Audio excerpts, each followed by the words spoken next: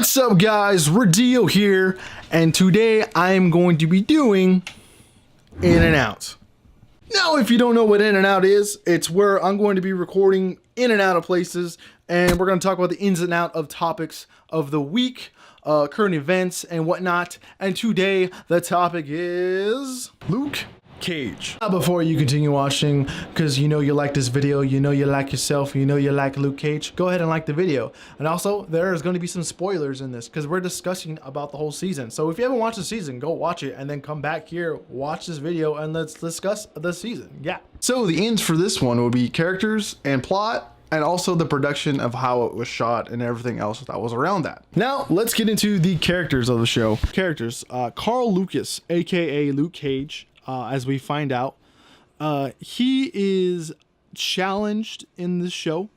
I felt like his villains really lacked real villain qualities on making you believe that Luke Cage can actually lose, and I didn't feel that. I felt like that supporting villain cast didn't execute at all. I'm fortunate that they didn't really do it for me. And that was a little disappointing. I think it was because of the wrong build up to characters. I felt like the conclusion of a character was done wrong. But you know, going into Luke Cage, let's compare him to Jessica Jones and Daredevil or Matt Murdock. I felt like they had moments in their shows where a supporting character that wasn't a villain really tested them or created an evolution in the show, and I felt like that lacked in this show. I know they had Pop, they had Temple, they had not the rest were like just like C characters that really didn't have that test. I think maybe your argument would be Temple, but I felt like she was already in the other shows and we already knew what she was already about, and you know, she would patch characters up, and I didn't feel like it was what the show needed. I think the show needed another character in there that really, you know, tested him. Maybe a younger character that really admired Cage and like really had his, you know, moral compass. But also I feel like Cage had the Thor effect. He feels like he is the Thor of the Defenders. Unfortunately, I've never watched a Thor movie like from beginning to end because he's a boring character.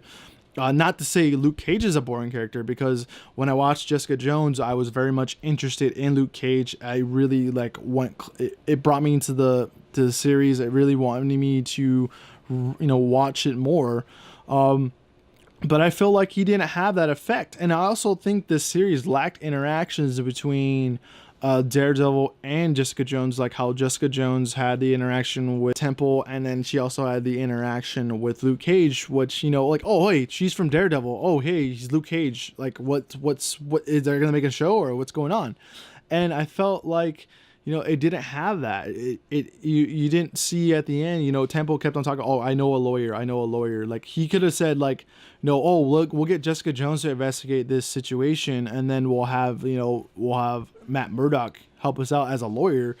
And, you know, you never got that kind of conclusion at the end, and that works into our plot. I feel like the plot, it never really, you know, it was never going in a diagonal line up to the climax. And there was a bunch of climaxes. I feel like when Cottonmouth died, which was an unnecessary death, and it kind of thought was an unnecessary character. When Mariah killed him, I thought, you know, Mariah could have killed any like right hand man, and it would have been the same effect. I felt like she would have, you know, evolved into this beast that she didn't want to evolve into. Also, I think with that, like Shades. I thought Shades would have been would have been the better fit for the main villain, because he knew a lot of what was going on in the background. It would have been cool if like Stryker would have came in at the end, and you would have found out like, oh, who is this Stryker guy? And then like you're like, now you're really like tuned into the next series or the next season. I feel like the next season, I'm like, what is there going to be a Luke Cage season 2? Like, I don't know, because it didn't feel like there was going to be his second season, or whatever they left off on the table was like, it doesn't feel like I want to watch it. Also, the buildup with Stryker bringing, or Diamondback bringing him into the series. I thought maybe they should have left him off to like the very end, or not even bring him in at all, and have Shades be the villain, and have him, you know, have all the wear that super dope equipment. Because I felt like Shades, like I said, he knew what was going on in the background. He knew the organization within. He was the brains, I feel, of like that whole, you know, slew of like twists and plots. And I thought they could have played with that a little bit more. The big thing for me, I feel, is that Stryker was not believable. It felt at no point in the series that he was gonna beat Luke Cage. I don't know. I mean, you can tell me where in the story where he was actually gonna be able to achieve this, you know, revenge or whatever whatever he was building up to, all from all those years of, you know, being like the second kid or whatnot. But, you know, it didn't feel like he was gonna be victorious at all, and I didn't feel like, oh man, I feel so concerned about Luke Cage losing now. It didn't feel believable. I know there's moments in there where it was him and like 5 other guys against him, and somehow he overcomes that situation. But against Luke Cage, that fight scene he had with him, where it went from one area and then it ended up in this like weird theater, and I was like, why is this dragging on so long? Just get it over with. What's going on? Like, this night needs to end, and let them have another interaction. And, you know, there was other interactions in there, but it just like, and then the blaming of Luke Cage as like this killer and whatnot. I'm like, this doesn't make any sense. I felt like it just kept on dragging on. I just didn't feel like they developed characters like they should have, that made you want to watch the next season, or even want a next season. I don't know if I want a next season. I want to see the Defenders, and I want to see Luke Cage interact with Daredevil. I want to see Luke Cage interact with Jessica Jones, but I don't know if I want to see Luke Cage interact with Mariah again, or even with Temple. And I like that they're not trying to be like the comics, but I was like, he had sex with, you know, Detective Misty, and then he had sex, or he was about to have sex with Temple, and he's already, you know, done it with Jessica Jones. I'm like, dude, this guy's obviously a player, but no, where's he going with this relationships? It doesn't make. I'm lost. I'm not that I'm not getting it, or am I supposed to get it? Like, leave a comment down below. Am I supposed to get that or not? So that goes into the cinematography. It goes into like the settings and whatnot, and like the backstories. I feel, which I think it involves production because there's research involved, and I thought the incorporation of all those like Harlem historic figures that came out of Harlem and all those events, how they incorporated that into the show, I thought was done well. I thought that I really thought I was in Harlem. I like that experience where like everything, I'm pretty sure a lot of that was shot in New York. Obviously, a lot of it was shot on a set, but it made me feel like I was in Harlem. CGI wise, if there was CGI in the show at all, that I really didn't notice, but that's a good thing. That means the CGI was done well, to a standard where it was believable. And then it goes into like cinematography was shot in a way where it didn't differentiate itself from Daredevil or Jessica Jones. It felt like it was in the same, you know, not in the same universe, but also felt like it was in the same, you know, state or city. It felt like it didn't like separate itself, I feel, from that. And I felt like it was very much believable that these characters can coexist in the same universe and in the same city. I do want to know, like I said, I already said, I like the incorporation of the Harlem history and how it affects the whole, you know, Mariah talks about bringing a renaissance and whatnot back to Harlem. I love that kind of like talk, I guess. That really like brought me more into, you know, learning about Harlem, I guess. I thought that whole, you know, the whole production of the show I thought was done well. I felt like that was like the outside of the core. I felt like the core itself wasn't there.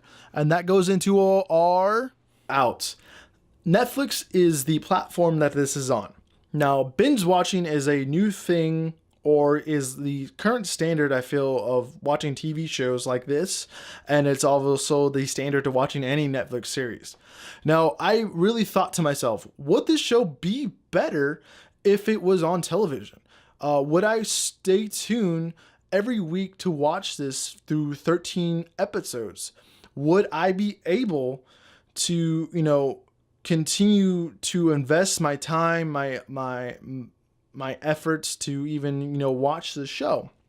And I really thought about this, and I thought, I might be able to enjoy this a little bit more. I do watch Agents of S.H.I.E.L.D., and I feel like every week I want to go back and watch it. I feel like there's some weeks where I'm like, I don't know now. I don't know if I should continue watching this, and should I even continue watching this?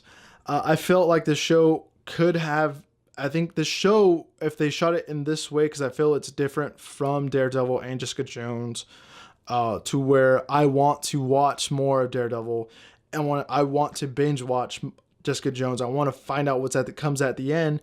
For this show, I didn't want to find out what happened at the end because I felt like I had too many conclusions and, not satisfied with it. I mentioned that maybe that is a direction that Marvel is trying to go away from, not trying to be making shows similar to other shows. Maybe I might have had a better experience watching it, but maybe I wouldn't even gone past episode 4 or maybe even 1. So that's a good discussion to talk about. Leave a comment down below. Do you think Netflix was the best platform for this show? Obviously, it coexists with the Defenders series that's coming up with Daredevil and Jessica Jones, and I know these are characters that they plan to put together for I'm not sure if it's a movie or another 13 episode series where they overcome some kind of obstacles and whatnot. But then this goes into my final thoughts now of the outs. I felt that this show was good.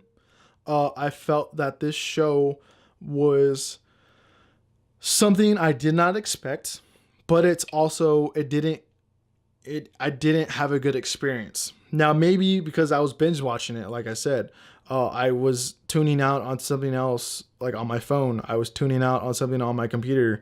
I wanted to play a video game because I was starting to get a little bored. Maybe they should have invested more time in other characters than others. But that's just my opinion. I want to know what your opinion is. Am I right or wrong in any of my arguments that I bring up or any of the issues that I bring up? Do you feel the same that I do? This is my opinion. I want to hear yours. Let me know. What I want to say is don't let this not make you want to watch Luke Cage. Make this be able to show you some stuff that you maybe didn't see and are not paying attention to. Make this be able to, kind of make that decision. Should I watch this? Should I support this? Should I continue my urge to watch this Marvel Cinematic Universe on Netflix? So go ahead and like, share, subscribe, because you like this video, you like yourself, and you like Luke Cage. So the next video will probably be Saga. Yeah, bye.